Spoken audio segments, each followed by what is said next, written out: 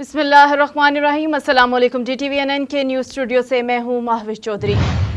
وزیر اعظم شہباز شریف نے مسلم لیگ نون کی جنرل کونسل سے خطاب میں کہا کہ دعا ہے نواز شریف آئیں، اگلا انتخاب لڑیں اور چوتھی بار ملک کے وزیر اعظم بنیں۔ میں ان کا سپاہی بن کر ان کی اور ملک کی خدمت کروں گا۔ جنرل کونسل اجلاس سے خطاب میں شہباز شریف کا کہنا تھا کہ میں نے جنرل کونسل کا اجلاس کئی بار مؤخر کر دیا کیونکہ میں انتظار میں تھا کہ نواز شریف پاکستان آئیں اور میں یہ ذمہ داری ان کے حوالے کر دوں۔ الیکشن کمیشن کی تلوار لٹک رہی تھی، اس لیے اجلاس بلانا پڑا۔ یہ پگ جو آج میرے سر پر پہنائی گئی ہے یہ نواز شریف کی امانت ہے اور جب نواز شریف آئیں گے تو پارٹی صدارت ان کے حوالے کر دوں گا۔ انہوں نے کہا نواز شریف پاکستان کی ترقی کے معمار ہیں۔ دعا ہے نواز شریف آئیں، اگلا انتخاب لڑیں اور چوتھی بار ملک کے وزیر اعظم بنیں۔ میں ان کا سپاہی بن کر ان کی اور ملک کی خدمت کروں گا۔ میرا ایمان ہے پاکستان کی قسمت نواز شریف بدلے گا۔ سابق وزیر خزانہ مفتاح اسماعیل نے واضح کیا ہے کہ وہ کسی کی ٹانگیں کھینچنے کا کام نہیں کرتے بلکہ سچ اور صرف سچ بولتے ہیں۔ ان خیالات کا اظہار انہوں نے کراچی واپس جاتے ہوئے کیا۔ ان کا اشارہ وزیر اعظم کے اس بیان کی طرف تھا جس میں انہوں نے کہا تھا کہ جو لوگ اسحاق ڈار کی ٹانگیں کھینچ رہے ہیں ان کی نون لیگ میں کوئی جگہ نہیں۔ مفتاح اسماعیل نے کہا کہ وہ اسلام آباد اپنے کچھ دوستوں سے ملنے کے لیے آئے تھے اور شاہد خاقان عباسی کے ساتھ رابطے کی کوشش بھی کرتے رہے۔ اسلامک ڈیولپمنٹ بینک پاکستان میں سیلاب سے متاثرہ علاقوں کے لیے $600 ملین کے پروجیکٹ فائننسنگ کی منظوری دینے کے لیے تیار ہے، جس میں سے خیبر پختونخوا میں چشمہ رائد بینک کینال کے لیے مالی اعانت فراہم کی جائے گی۔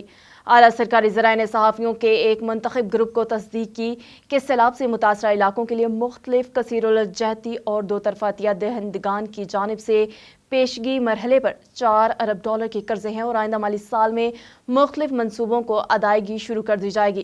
عہدیداران کا کہنا تھا کہ عالمی بینک نے سیلاب سے متاثرہ علاقوں کے منصوبوں کے لیے $1.7 ارب کی منظوری دی، جبکہ ایشیائی ترقیاتی بینک $1 ملین نے قرض کی فراہمی کے لیے $600 ملین فراہم کرے گا۔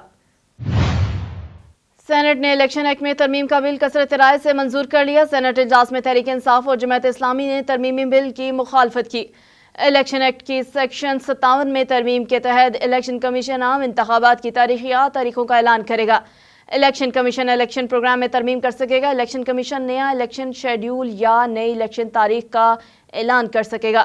الیکشن ایکٹ کی اہلی اور نااہلی سے متعلق سیکشن 232 میں ترمیم کے تحت اہلیت اور نااہلی کا طریقہ کار اور مدت ایسی ہو جیسا آئین کے آرٹیکل 62 اور 63 میں فراہم کی گئی۔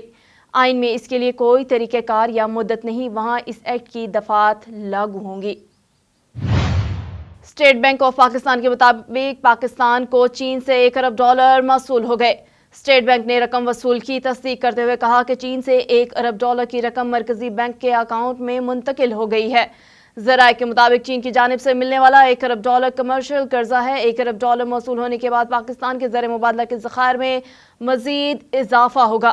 واضح رہے کہ پاکستان نے رواں ہفتے چین کو پیشگی ادائیگی کی تھی، اب چین پاکستان کو یہ رقم واپس کر رہا ہے۔ اس سے قبل قومی اسمبلی کی قائمہ کمیٹی برائے خزانہ کو بریفنگ دیتے ہوئے اسحاق ڈار نے بتایا تھا کہ ہم نے چین کو جو قرض واپس کیا وہ دوبارہ مل رہا ہے۔ چین سے $1 ارب جلد موصول ہو جائیں گے۔ اسحاق ڈار نے کہا تھا کہ بجٹ اسٹریٹجی پیپر میں تاخیر کی وجہ IMF کے ساتھ بات چیت میں تاخیر تھی۔ IMF نے بیرونی فائننسنگ کی شرط رکھی ہے جسے ہم پورا کر رہے ہیں۔ نو منتخب میئر کراچی اور سندھ حکومت کے ترجمان و مشیر قانون بیرسٹر مرتضی وہاب اور ڈپٹی میئر سلمان عبداللہ مراد نے عبداللہ شاہ غازی کے مزار پر حاضری دی۔ اس موقع پر وزیر اعلیٰ سندھ کے معاون خصوصی لیاقت اسکانی آصف خان، کرم اللہ وقاصی، شکیل چودھری اور پیر معظم اور دیگر ان کے ہمراہ موجود تھے۔ ڈپٹی کمشنر جنوبی مرتضی شیخ، ایڈمنسٹریٹر اوقاف اور دیگر نے انہیں خوش آمدید کہا۔ بیرسٹر مرتضی وہاب نے عبداللہ شاہ غازی کے مزار پر فاتح خوانی کی اور پھولوں کی چادر چڑھائی۔ نو منتخب میئر کراچی نے پاکستان خصوصاً کراچی کی ترقی اور شہر اور شہریوں کی بہتری کے لیے دعا مانگی۔ اس موقع پر نو منتخب میئر کراچی مرتضی وہاب اور ڈپٹی میئر سلمان عبداللہ کا کہنا تھا کہ شہر قائد کی بہتری کے لیے اپنی خدمات اور صلاحیتوں کو بروئے کار لائیں گے۔ ویتنام جنگ میں امریکی مداخلت کو بے نقاب کرنے والے وہیزل بلو جنرل ایلسبرگ 92 برس کی عمر میں فوت ہو گئے۔ طویل عرصے سے لبلبے کے کینسر میں مبتلا سابق امریکی آرمی انالسٹ البرٹس ریاست کیلیفورنیا کے علاقے کنگسٹن میں رہائش پذیر تھے۔ انہیں 1971 میں پینٹاگون پیپر لیک کرنے کے بعد امریکہ کی خطرناک ترین شخصیت قرار دیا گیا تھا۔ ڈینیل ایلسبرگ کی خلاف امریکی حکومت کی جانب سے جاسوسی کے الزام میں مقدمہ قائم کیا گیا تھا، تاہم عدالت نے ان کے خلاف لگائے گئے تمام الزامات کو مسترد کر دیا تھا۔ ڈینیل ایلسبرگ امریکی حکومت کے فوجی اقدامات اور مداخلتوں کے شدید نقاد رہے تھے۔ وہ 60 کی دہائی میں وائٹ ہاؤس میں نیوکلیئر اسٹریٹجی کے لیے بطور مشیر اور محکمہ دفاع کے لیے ویتنام جنگ کے تجزیہ کار کے طور پر خدمات سر انجام دیتے تھے۔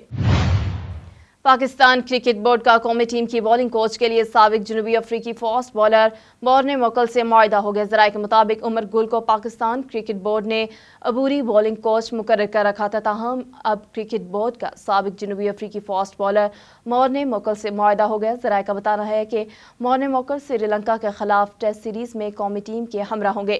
خیال رہے پاکستان اور سری لنکا کے درمیان جولائی میں 2 ٹیسٹ میچوں پر مشتمل سیریز ہونے جا رہی تھی۔ مورنے موکل کے سری لنکا کے خلاف سیریز کے لیے لگنے والے کیمپ میں بھی دستیاب ہونے کا امکان ہے۔ 5 ملکی باسکٹ بال ٹورنامنٹ میں پاکستان نے انتہائی دلچسپ مقابلے کے بعد مالدیپ کو شکست دے دی۔ میزبان ملک مالدیپ کے خلاف سنسنی خیز مقابلے میں قومی ٹیم نے 63 کے مقابلے میں 65 کے سکور سے کامیابی حاصل کی۔ ابتدائی 3 کوارٹرز میں پاکستان کو واضح برتری رہی۔ آخری کوارٹر میں مالدیپ نے شاندار کھیل پیش کیا۔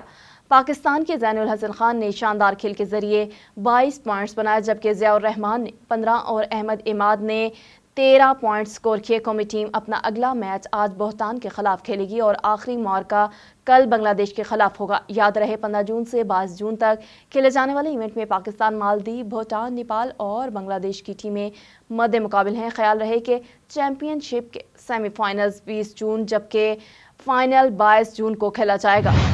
اب تک کے لیے بس اتنا ہی۔ مزید نیوز اور اپڈیٹس کے لیے ہمارے ساتھ رہیے گا۔